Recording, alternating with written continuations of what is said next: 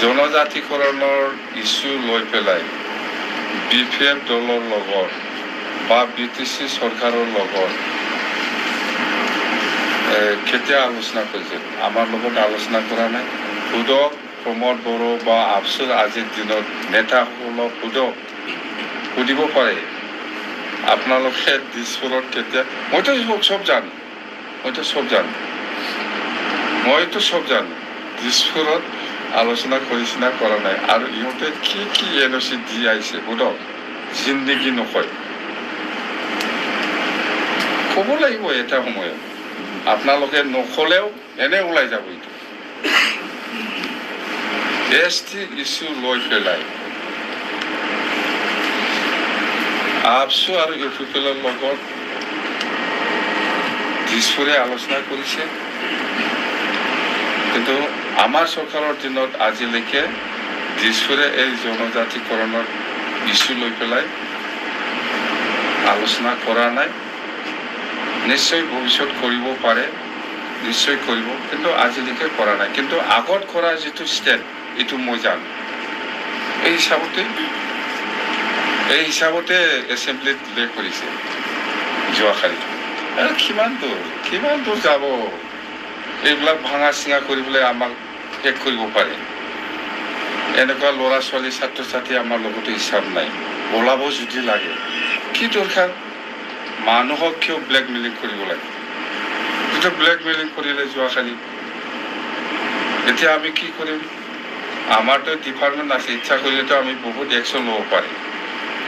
কোনে লিড লৈছে without permission, ইউনিভাৰ্চিটিৰ পৰা ছাত্ৰ ছাত্ৰী ওলাই লৈ আহিছে, CITৰ পৰা ওলাই লৈ আহে, এইবিলাকতো তাত নিয়ম থাকে না। ছাত্ৰ ছাত্ৰীসকলক ওলাই লৈ অহা, কোনে পাৰ্মিশ্যন দিছে CITৰ পৰা, কোন অথৰিটিয়ে ইউনিভাৰ্চিটিৰ পৰা ছাত্ৰ ছাত্ৰী হোষ্টেলৰ পৰা লৈ আহিছে, এইবিলাকতো কিবা নিয়ম আছে। সেইবিলাকৰ ওপৰত আমি যদি কাম কৰিব লাগে, কি হ'ব এই ল'ৰা ছোৱালী ছাত্ৰ ছাত্ৰীসকলে?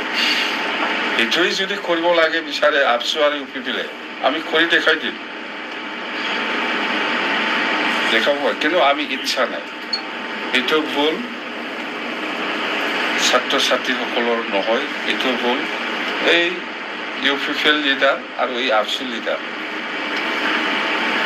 ইহঁতৰ কাৰণে এই ছাত্ৰ ছাত্ৰীসকলক আমি ভিক্টিম কৰিব নোৱাৰো, প্ৰয়োজন নাই। কথা এইটো। Thank U.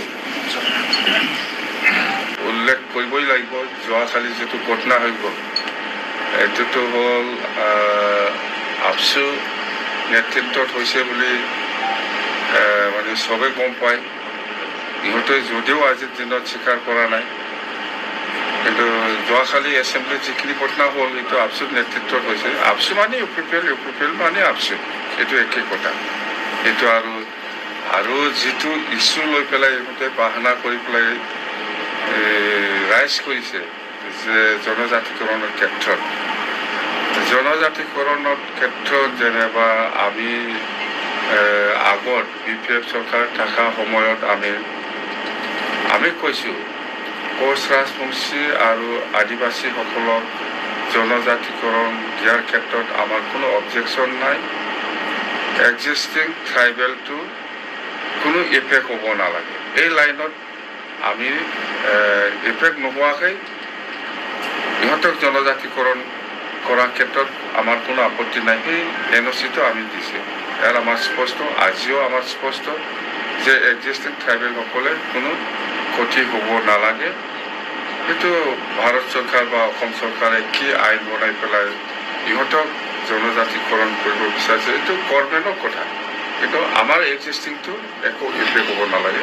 এইটো ফুল ষ্টেণ্ডত আমাৰ এতিয়াও আছে। আৰু আমি যিমান দূৰ জানো আজিৰ দিনত অসমৰ চৰকাৰ চলাই থকা BJP চৰকাৰ বা NDA চৰকাৰত মানে ইয়াৰ ক্ষেত্ৰত নিশ্চয় ভাল বিবেচনা কৰি পেলাই এই সমস্যাটো নিশ্চয় সমাধান কৰিব।